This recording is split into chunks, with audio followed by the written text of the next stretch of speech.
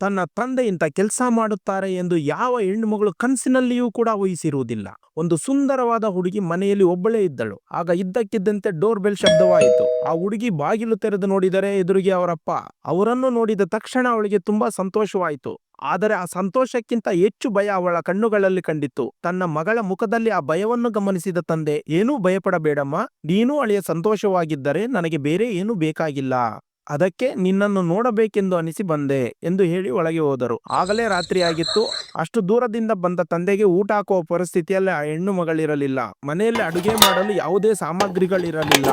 ಡಬ್ಬಿಯಲ್ಲಿ ಎಷ್ಟು ಹುಡುಕಿದರೂ ಒಂದು ಲೋಟ ಅಕ್ಕಿಯೂ ಸಿಗಲಿಲ್ಲ.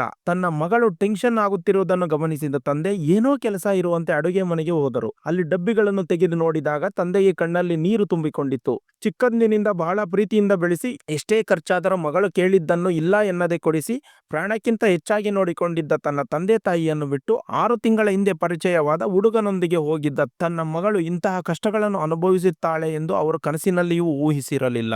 ತನ್ನ ಮಗಳು ಪ್ರೀತಿಸಿ ಮದುವೆಯಾದ ಹುಡುಗನಿಗೆ ಕೆಲಸ ಇರಲಿಲ್ಲ.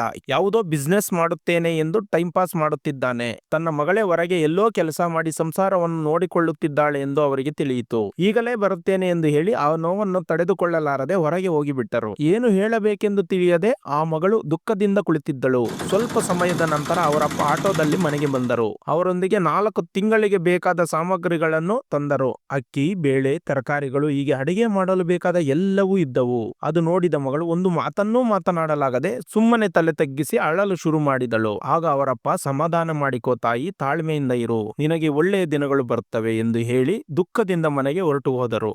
ನಂತರ ಅವರು ಹೇಳಿದಂತೆಯೇ ನಡೆಯಿತು. ಕೆಲವೇ ದಿನಗಳಲ್ಲಿ ಆ ಮಗಳಿಗೆ ಒಳ್ಳೆಯ ದಿನಗಳು ಬಂದವು. ಮತ್ತೆ ಒಂದು ಬಾರಿ ಆ ತಂದೆ ಮಗಳ ಮನೆಗೆ ಬಂದರು. ಮನೆಯೆಲ್ಲ ಪ್ರಕಾಶಮಾನವಾಗಿ ಕಾಣುತ್ತಿತ್ತು. ಒಂದು ಕಡೆ ಅಕ್ಕಿ ಚೀಲಗಳು, ಅಡಿಗೆ ಮನೆಯಲ್ಲಿ ತುಂಬಿಟ್ಟ ಸಾಮಗ್ರಿಗಳು. ಅದನ್ನು ನೋಡಿ ತಂದೆಗೆ ತುಂಬಾ ಸಂತೋಷವಾಯಿತು. ಮಗಳ ಸಂತೋಷಕ್ಕಾಗಿ ಅಲ್ಲೇ ಊಟ ಮಾಡಿದರು. ಮನೆಯಿಂದ ಹೊರಡುವಾಗ ಸ್ವಲ್ಪ ಹಣ ಮಗಳ ಕೈಯಲ್ಲಿ ಇಡಲು ಹೋದಾಗ ಮಗಳು, ಈಗ ಯಾಕೆ ಅಪ್ಪ, ಈಗ ನಮ್ಮ ಪರಿಸ್ಥಿತಿ ಚೆನ್ನಾಗಿದೆಯಲ್ಲ ಎಂದು ಸ್ವಲ್ಪ ಮುಜುಗರಗೊಂಡಳು. ಆಗ ತಂದೆಯ ಕಣ್ಣುಗಳಲ್ಲಿ ನೀರು ತುಂಬಿಕೊಂಡಿತು. ಚೆನ್ನಾಗಿಲ್ಲ ಎಂದು ಅಲ್ಲಮ್ಮ, ನನ್ನ ಸಂತೋಷಕ್ಕಾಗಿ ಕೊಡುತ್ತಿದ್ದೇನೆ, ಹಬ್ಬಕ್ಕೆ ಸೀರೆ ತೆಗೆದುಕೋ ಎಂದು ಹೇಳಿ ತನ್ನ ಕಣ್ಣುಗಳನ್ನು ಮಗಳು ನೋಡದಂತೆ ಕೈಯಿಂದ ಒರೆಸಿಕೊಂಡು ಹೊರಟು ಹೋದರು. ಇಲ್ಲಿ ಮಗಳಿಗೇ ತಿಳಿಯದ ವಿಷಯವಿದೆ. ಅವರ ತಂದೆಯೇ ತನ್ನ ಅಳಿಯನಿಗೆ ಹಣ ಕೊಟ್ಟು ಒಳ್ಳೆಯ ಬಿಸ್ನೆಸ್ ಮಾರ್ಗ ತೋರಿಸಿ ಮಗಳ ಜೀವನವನ್ನು ಸರಿಪಡಿಸಿದ್ದರು. ಈ ವಿಷಯ ಮಗಳಿಗೆ ತಿಳಿದರೆ ನನ್ನನ್ನು ಇಷ್ಟು ಪ್ರೀತಿಸಿದ ತಂದೆಗೆ ಮೋಸ ಮಾಡಿ ನಾನೇನು ಸಾಧಿಸಿದೆ ಎಂದು ನೋವು ಪಡುತ್ತಾಳೆ ಎಂದು ಅವರು ಈ ವಿಷಯವನ್ನು ರಹಸ್ಯವಾಗಿಟ್ಟರು. ನಿಜವಾಗಿಯೂ ಅಪ್ಪ ಯಾವಾಗಲೂ ಅಪ್ಪನೇ ಅಲ್ವಾ? ಅವರ ಮಕ್ಕಳು ಅವರನ್ನು ಬಿಟ್ಟು ಹೋದರೂ ಅವರು ಎಲ್ಲಿದ್ದರೂ ಚೆನ್ನಾಗಿರಬೇಕೆಂದು ಬಯಸುತ್ತಾರೆ. ಅವರಿಗೆ ಕಷ್ಟ ಬಂದರೆ ತನ್ನ ಪ್ರಾಣವನ್ನು ಪಣಕ್ಕಿಟ್ಟು ಆ ಕಷ್ಟವನ್ನು ನಿವಾರಿಸುತ್ತಾರೆ. ಅದಕ್ಕೆ ನಾವು ಯಾವುದೇ ಕಾರಣದಿಂದಲೂ ತಂದೆ ತಾಯಿಯ ಪ್ರೀತಿಯನ್ನು ಕಡಿಮೆ ಅಂದಾಜು ಮಾಡಬಾರದು. ನೀವು ತೆಗೆದುಕೊಳ್ಳುವ ನಿರ್ಧಾರಗಳು ವಿಫಲವಾದರೆ ಮತ್ತೆ ನಿಮ್ಮನ್ನು ಹತ್ತಿರ ತೆಗೆದುಕೊಳ್ಳುವುದು ನಿಮ್ಮ ತಂದೆ ತಾಯಿ ಪ್ರೀತಿ ಮಾತ್ರ. ಆದ್ದರಿಂದ ಲವ್ ಯುವರ್ ಪೇರೆಂಟ್ಸ್, ನಿಮ್ಮ ತಂದೆ ತಾಯಿಯನ್ನು ಪ್ರೀತಿಸಿ. ಈ ವಿಡಿಯೋ ನಿಮಗೆ ಇಷ್ಟವಾದರೆ ತಪ್ಪದೇ ಲೈಕ್ ಮಾಡಿ.